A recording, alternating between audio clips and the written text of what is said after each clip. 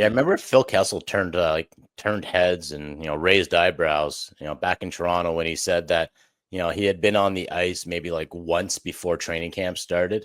And it was like, what do you mean you've only been on once? Like, this isn't the old NHL where you stop drinking and like put away your smoking habit right before the season started. But would that even be something that you would just keep up? Like, would you be hitting going on the ice constantly still in the summer?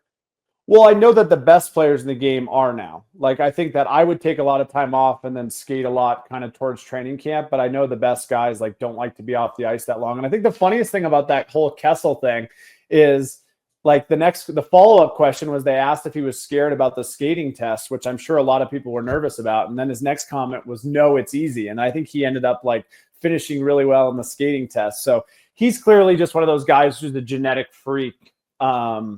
And I always enjoyed listening to his interviews because it was a lot of out of the ordinary compared to some of the other hockey guys.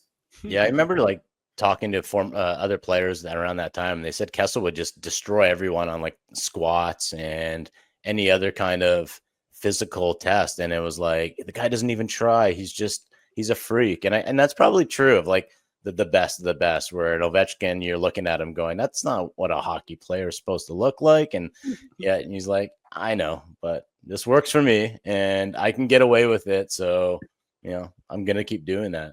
Just, it's not fair.